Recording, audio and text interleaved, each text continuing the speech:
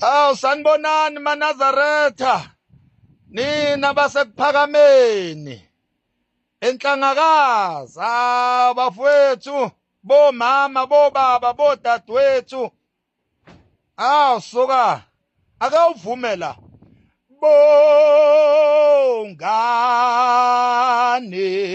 uJehova bongane uJehova ngokuba elungile ngokuba yenelungile ngomsa wakhe ngomsawa uhlezi phakathi wahlala phakade kuba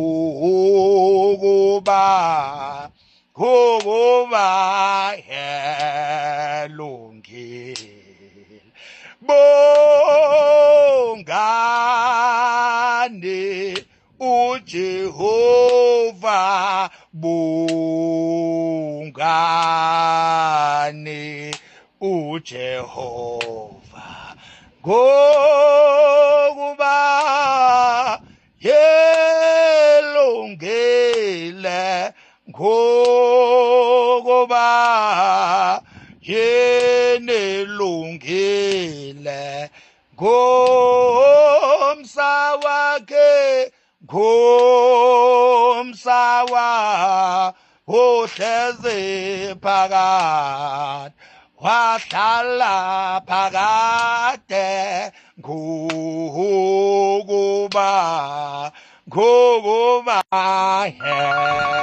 elungile.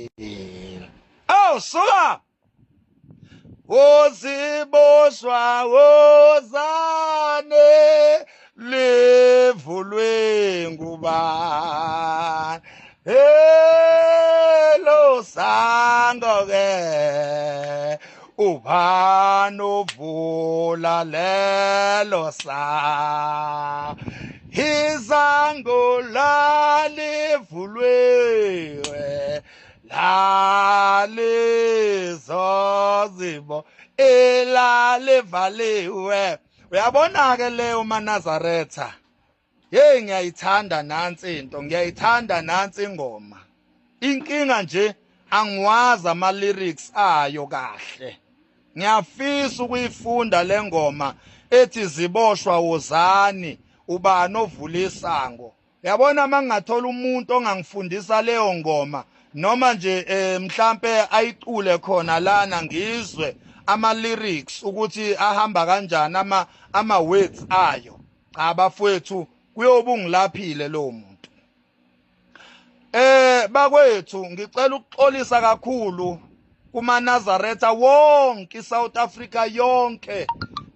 Ngiphakama nokuxolisa kulesi sikhathi samanje ngamavidiyo engake ngawenza ngikhuluma noma kanjani ngiwathuka nenkosi yawo amaNazaretha ngiwathuka ngiyaxolisa kunyazi lwezulu ngithi okoniwa ngomlomo kulungiswa ngomlomo okonakala kwi-social media kulungiswa kwi-social media. Iqiniso lithi ayikho inzondo yeqiniso, ayikho inzondo yaphakade. Mina namaNazaretha noma mina noShembe ayikho into ebipersonal ebesibanga. So sengithi ke angixolise ngoba sekubonakele ukuthi eqinisweni ayithandekanga noma ayizwakalanga kahle into engayisho emavidweni ami aphambilini mangikhuluma ngoShembe. Awazange ajabule amaNazaretha kwagxobeka kabuhlungu kwaShembe uma ngabe ngenza izinkulumo ezixeka uShembe. Ngithi ke ngenxa yalokho bakwethu mawungena la e-accountini yami sengiwadilithile wonke amavidiyo abegxeka ibandla lakwaShembe kanye nenkosi yakwaShembe okuwunyazi lwezulu. Ngithi nyazi lwezulu, ngiyaxolisa Shembe.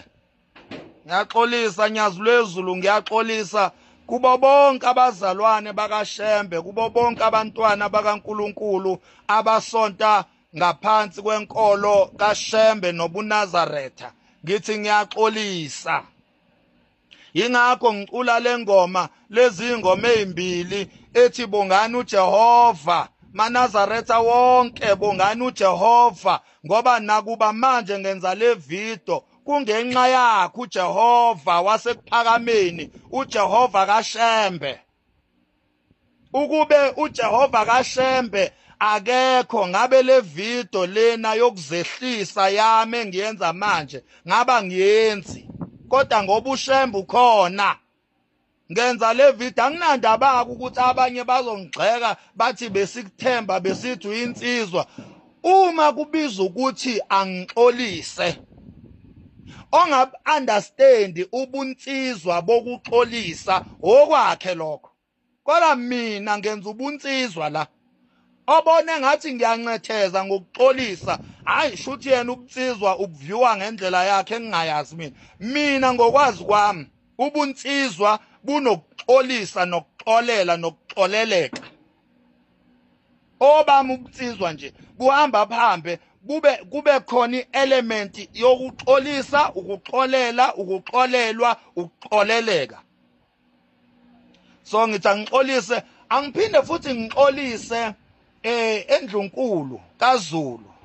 Ngiyaxolisa eNdlunkulu kaZulu, isilo hlanga lomhlabathi, baba umisa izulu kaZwelithini. Ngiyaxolisa Nkosi, ngiyaxolisa ngithi bayede, ngehlela ngezansi ngumfo kaMakhanya.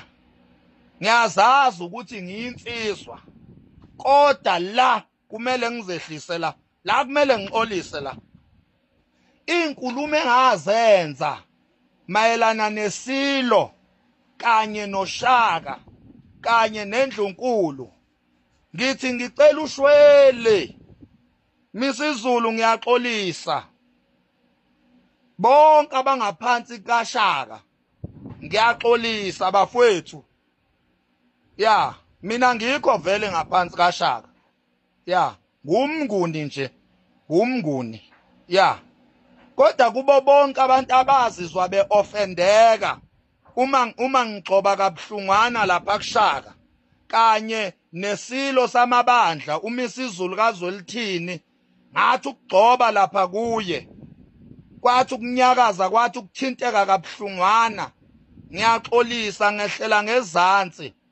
Obakithi kaMakhanya ubunsizwa buhamba phambe, kube khona la kumele uxolise khona mawuyinsizwa. Lento yokuthi umuntu akaxolisa akubona ubunsizwa lobo, ubuqhalaqhala nobugagu nobuhlaza, ukudelela kahle kahle. Umuntu nje othi uyinsizwa kodwa engaxolisi isihlama nje. Ngiyaxolisa, ngiyaxolisa, ngiyaxolisa bakwethu, ngiyaxolisa bakwethu. Awu Nkosi yami, bengingafuni ngene amazwi anenhlabathi kule video. Ngiyaxolisa baba unyazi lwezulu, ngiyaxolisa bazalwane bakaShembe, ngiyaxolisa amaZulu, ngiyaxolisa kuhlanga lomhlabathi, ngiyaxolisa kuyisilo umisa izulu kaZwelithini, ngiyaxolisa bakwethu. Ngithi ngicela intethelelo, njoba ngixolisa nje ngiguqa ngamadolo enhliziyo, ngiguqa ngamadolo enhliziyo ngoba ngiku-social media. Ukube bengifike physically ngabe ngiguqe ngamadolo enyama, kodwa ngoba ngikhuluma emafonini, ngilungisa okonakala emafonini, ngixolisa ngamadolo enhliziyo, ngixolisa ngamadolo engqondo. Ngithi ngehlela ngezansi, ngithi maluju intethelelo ngiyayicela eNdlunkulu kumisa izulu kaZwelithini, isilo samabandla, inkosi yamakhosi. Ngithi ngiyaxolisa kuyo baba uShembe, nyazi lwezulu, ngiyaxolisa kuwe. Bekuyilokho nje bakwethu ukuthi ngicela ukuxolisa bese ngehlela ngezansi. Ngiyabonga.